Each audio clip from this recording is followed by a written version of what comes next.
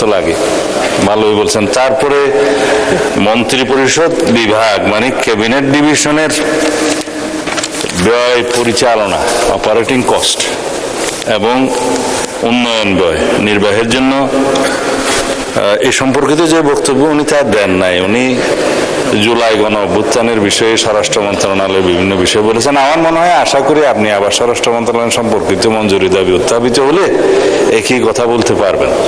হিসাবের খাত 104 মন্ত্রিপরিষদ বিভাগ শিরোনামাধীন 3 নম্বর দাবি হ্রাস করে 1 টাকা করা হোক। মাননীয় স্পিকার, মাননীয় স্বরাষ্ট্রমন্ত্রী মহোদয় তিনি দাবি করেছেন 105 কোটি 49 লক্ষ টাকা। আলহামদুলিল্লাহ, একটা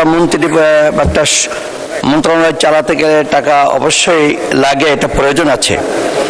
আমি মাননীয় মন্ত্রী স্পিকার সাহেব বলতে চাই যে এই যে স্বরাষ্ট্র মন্ত্রণালয়ের দায়িত্বে উনি কাজ করছেন, জুলাই যোদ্ধাদের যে চিন্তা চেতনার আলোকে এদেশ নতুন করে স্বাধীন হয়েছে এবং তাদের যে দাবি ছিল, আমরা লক্ষ্য করেছি গত স্বৈরশাসকের আমলে পুলিশ বাহিনী মুগ্ধ, সাইদ এবং হুদাকে তারাই হত্যা করেছে।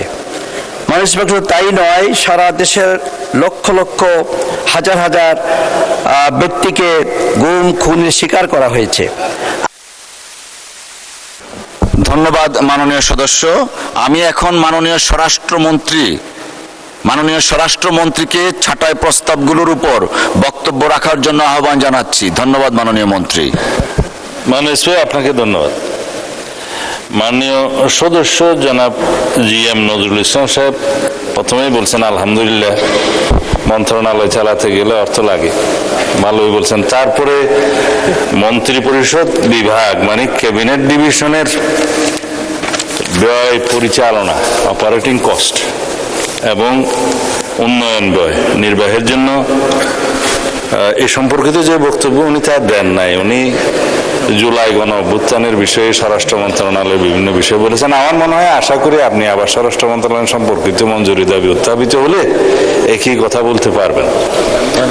আর অন্য মাননীয় সদস্য যেটা বলেছেন এর মধ্যে কিছু আমি কন্ট্রাডিক্টরি কিছু পাইনি, তবে যেহেতু এটা নীতি অনুমোদন কাট মোশন আর কি, ছাঁটাই প্রস্তাব, বিরোধী দলের সদস্যদের এটা প্রিভিলেজ, এই অনুসারে তারা কিছু বক্তব্য বলতে পারেন, সরকারের নীতি সম্পর্কিত সমালোচনা করতে পারেন, সেটা আমরা ইউ আর মোস্ট ওয়েলকাম।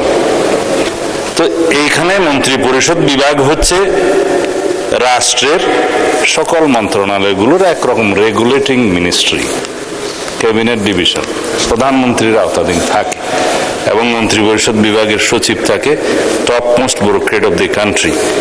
এইখানে রেভিনিউ এক্সপেন্ডিচার, অপারেটিং কস্ট এবং উন্নয়ন ব্যয় খুবই কম থাকে মন্ত্রণালয় হিসেবে।